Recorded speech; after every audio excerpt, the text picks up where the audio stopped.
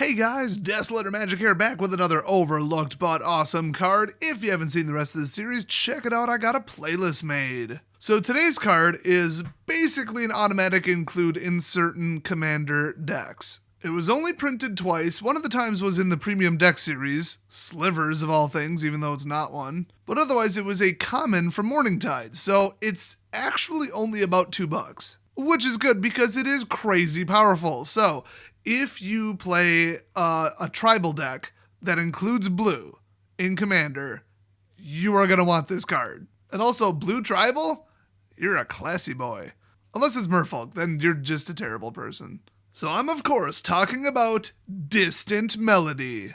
And there's not a lot to explain with this. I mean, cool artwork.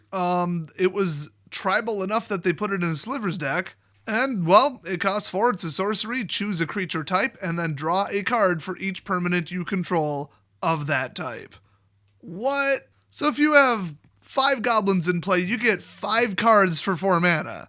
And remember, on top of that, you get the whole, oh, I can return this from my graveyard to my hand, I can cast it twice, I can artificially grant it flashback.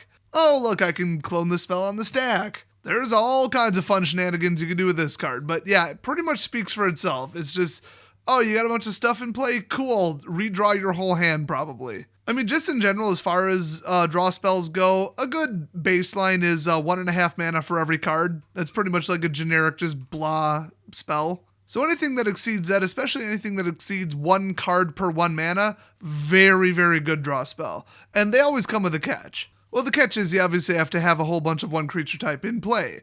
Otherwise, the spell does literally nothing. I mean, if your battlefield's empty, this does absolutely nothing. So, don't forget that. But other than that, I mean, if you're playing a tribal deck, you probably have a lot of something out. You could draw 15 cards off this, legitimately. And since it's blue, you're probably going to pick up some kind of control magic, maybe a counter spell or 2 off this, and then you're good. You can guard your little tribal mass army. And with the rest of what you pull, probably make it bigger. The only problem is, remember the very, very fine line with cards that look very good, but aren't necessarily good. The golden rule that I mention in a ton of different videos is, if the card can be boiled down to, if you're already winning, win more, you probably didn't need it. And a really exaggerated example would be, if the total power between all of your creatures equals 50, double it.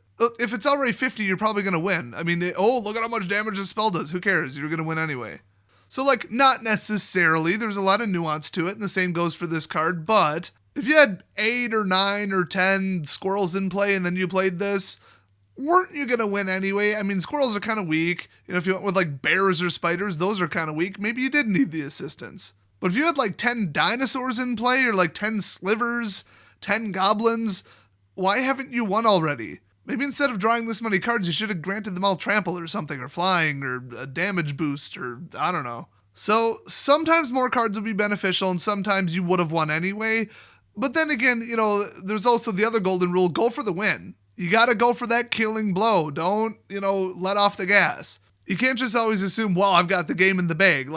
It ain't over till the fat lady sings. That's the actual idiom, I believe. You're gonna want those 10 cards in hand if the next thing they do is board wipe. If they have a line of 7 Death Touchers, that explains why your 7 Merfolk haven't won yet. So yeah, 7 more cards would be nice. And honestly, more cards is not a guaranteed win, it's just a nice little safety net just in case. So I definitely approve of the use of this card. I wouldn't say it fully qualifies as, if you're already winning, win more, completely trivial, needless card. I'd say it swings pretty far the other way. So the fact that it's only $2 and the availability is pretty decent, I'd say definitely pick this up. And by the way, it was in the premium deck series Slivers, which means the other version of it was foil. Last I heard, the premium deck series, all of them, the entire decks were foiled out. Pretty cool product. I used to own 2 of them. So, I don't know, the only last consideration is, FYI, in case you didn't catch it, this is legal in Pauper. Also, it's legal in Modern, too. I should probably mention that. So, have fun with those 2 little tips. Thanks for watching, and I'll see you guys next video.